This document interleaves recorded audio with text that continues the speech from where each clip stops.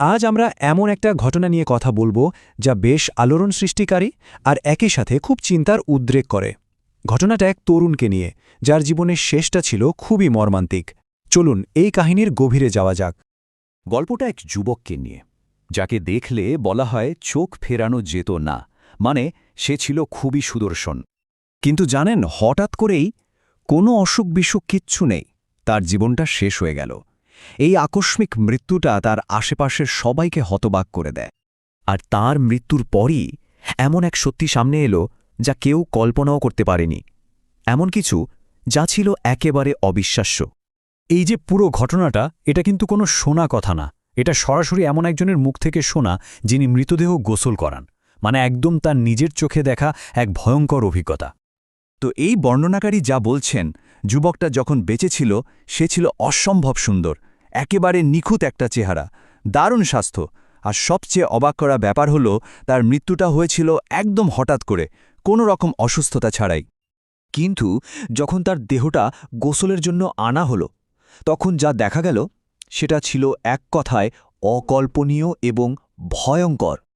একটু ভেবে দেখুন, যে মুখটা বেঁচে থাকতে ছিল সৌন্দর্যে ভরা, মৃত্যুর পর সেই একই মুখ হয়ে গেল ভয়ঙ্কর, কুৎসিত, মানে এতটাই বদলে গেল যে চেনার উপায় নেই।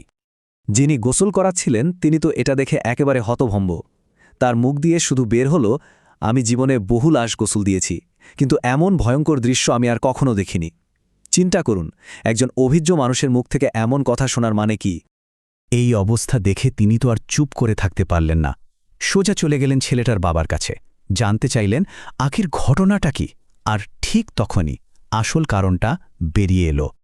তিনি ছেলেটার বাবাকে সোজাসুজি জিজ্ঞেস করলেন, আপনার ছেলে দুনিয়াতে কি করত, তার চালচলন কেমন ছিল?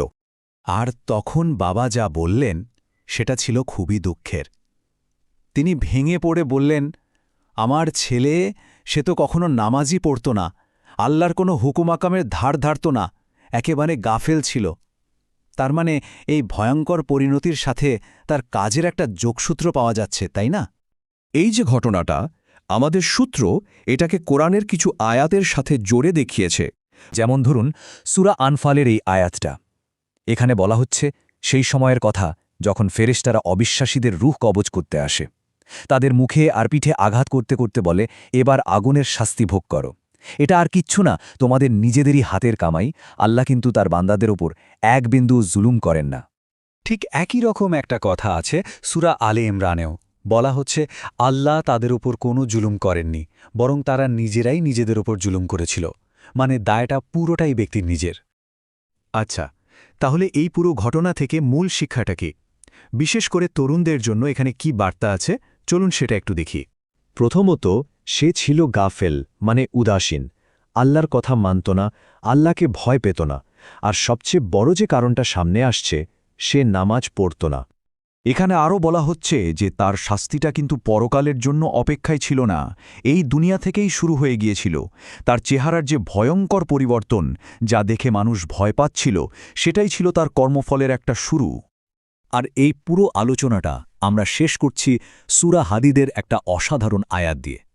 এখানে একটা প্রশ্ন করা হচ্ছে, বিশ্বাসীদের জন্য কি এখনও সেই সময় আসেনি যখন তাদের অন্তর আল্লাহর স্মরণে নরম হবে, বিনম্র হবে?